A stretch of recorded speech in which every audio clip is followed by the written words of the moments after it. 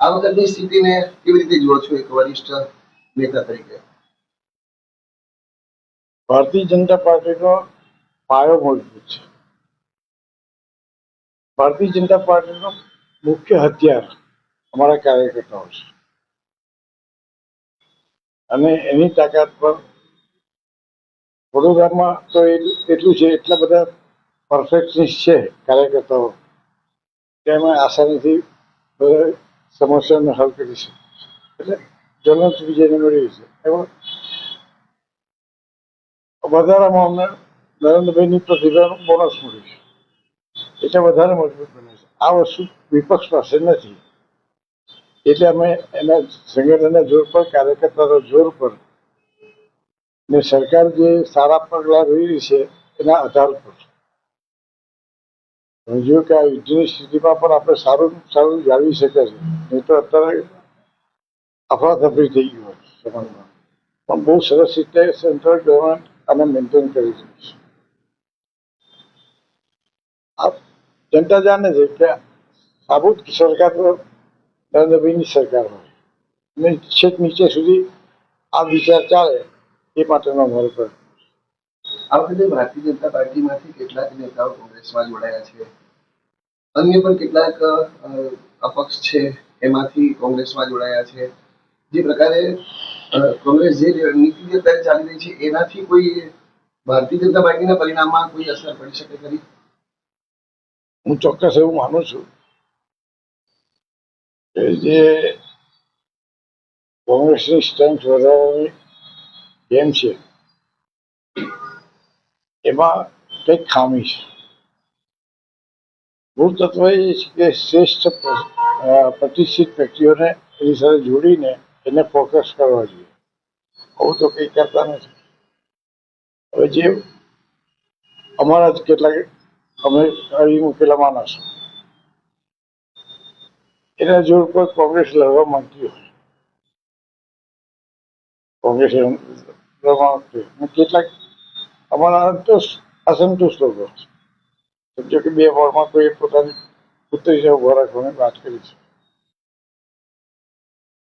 આ જે વિસ્તારમાંથી આ લોકો ઉભા રાખવા માંગે છે ને એ વિસ્તાર પર ભારતીય જનતા પાર્ટીનું જબરજસ્ત પ્રભુત્વ છે. જબરજસ્ત પ્રભુત્વ છે.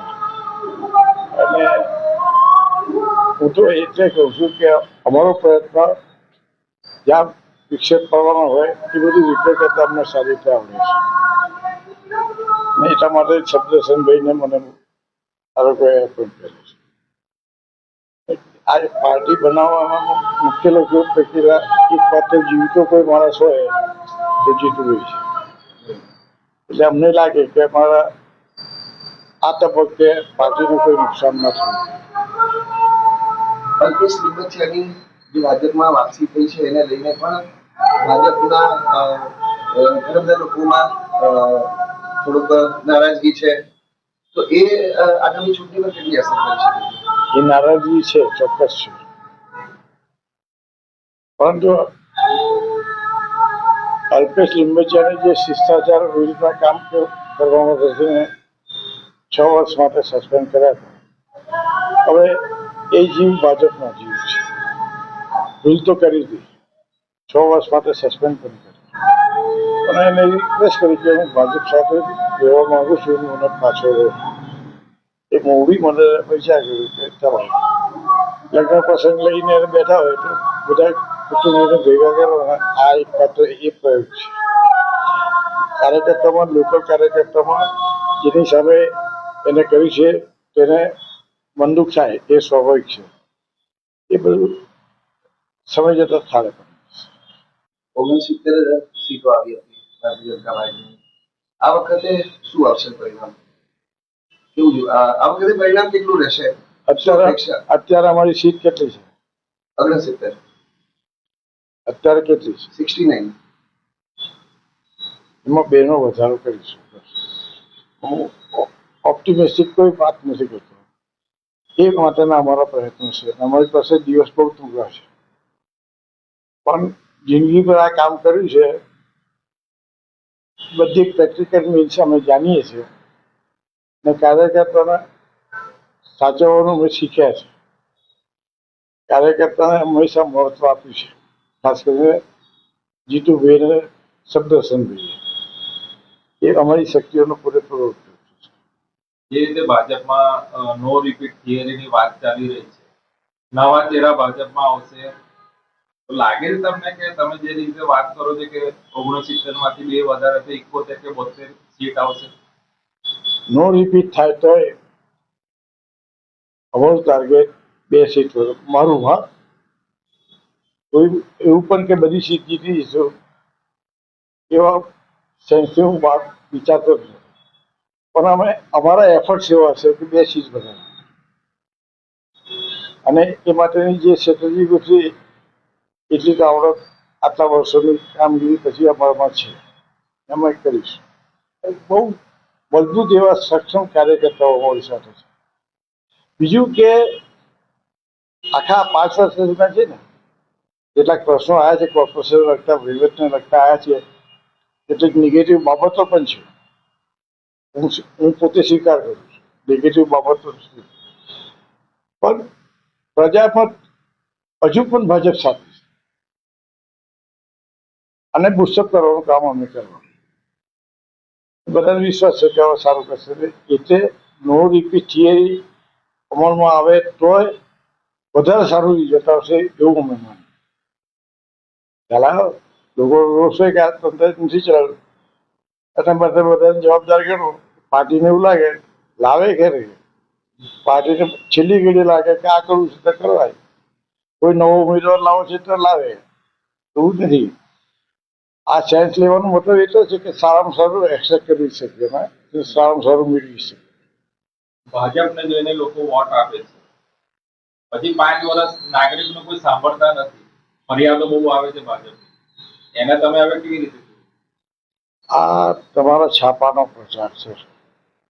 તમે બેઠા છો, હું તમને કહું, ભારતીય જનતા પાર્ટીએ 5 વર્ષ દરમિયાન, વિતેલા 5 વર્ષ દરમિયાન લોકોની વચ્ચે જવાના અસંખ્ય કાર્યક્રમો કર્યા છે, છેક અત્યાર સુધી ચાલુ છે.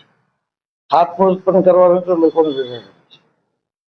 પછી કોઈ ધર્મ કાર્ય હોય, એના પ્રોસેસન હોય, એની વ્યવસ્થા કરવાની હોય, તેમાં ભારતીય જનતા પાર્ટીના કાર્યકર્તાઓ અગ્રેસર હોય છે. એટલે એ પ્રજાની લાઈવ ટચમાં છે ને ઇસ્યુ પર લોકલ કાર્યકર્તા પૂરતો છે.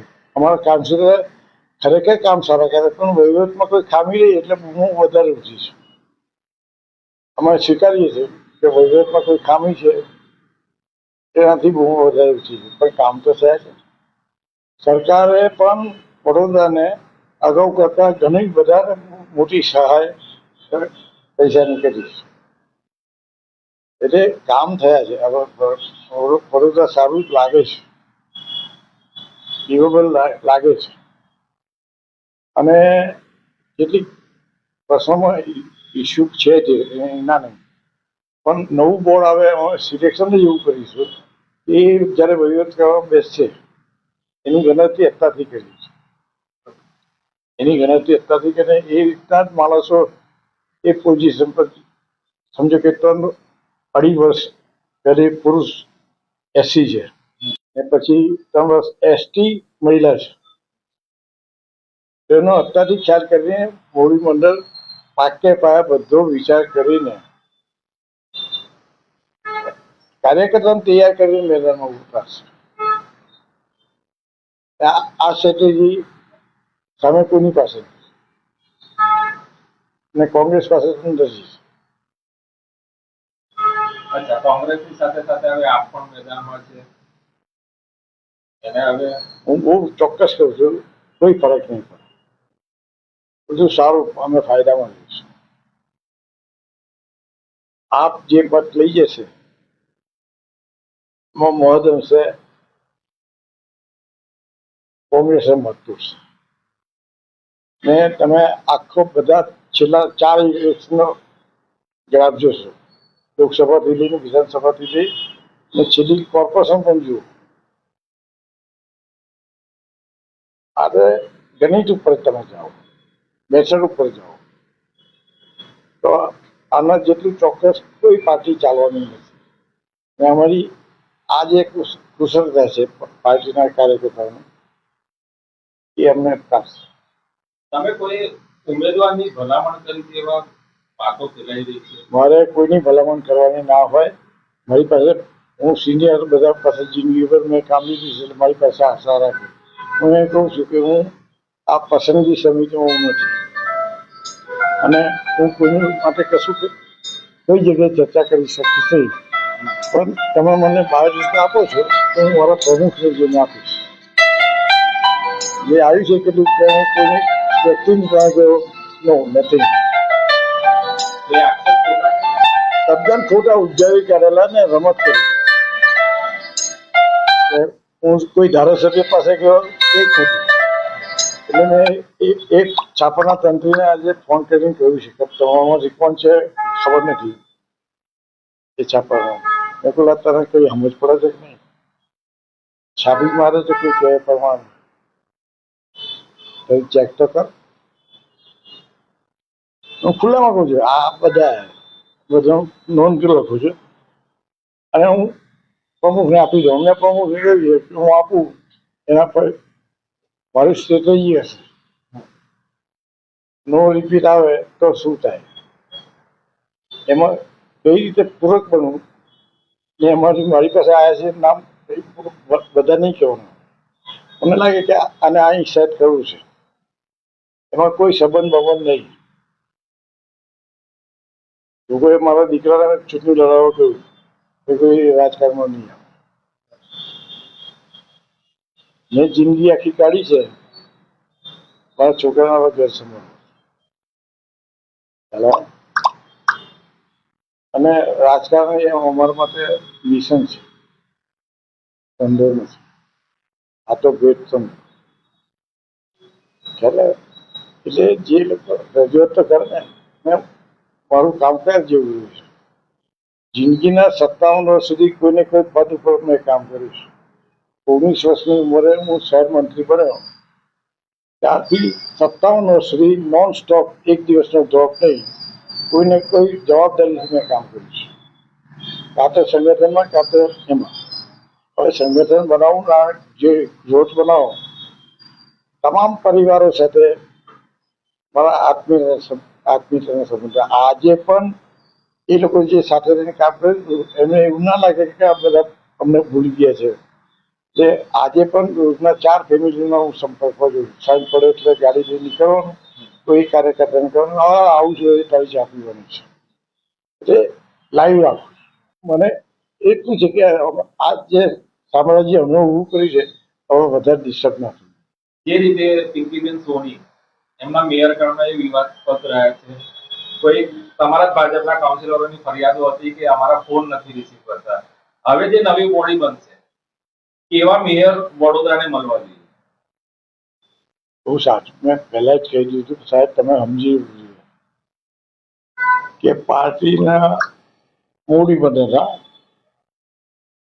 કોઈને પૂછ્યા વગર જે રીતે અત્યારે ચાલે છે પછી બધાનો અભિપ્રાય લઈ લેશે. પણ એવો વ્યક્તિત્વ તૈયાર કરવા છે કોઈ જગ્યાએ ઉન્નત ના હોય. બધી પાર્ટી આ કરવું પડશે. પહેલા 2.5 વર્ષ એસસી પુરુષ છે આનામાં, પછી મહિલા એસટી છે એટલે બીજા કોઈ વર્ગની તો વાત જ નથી.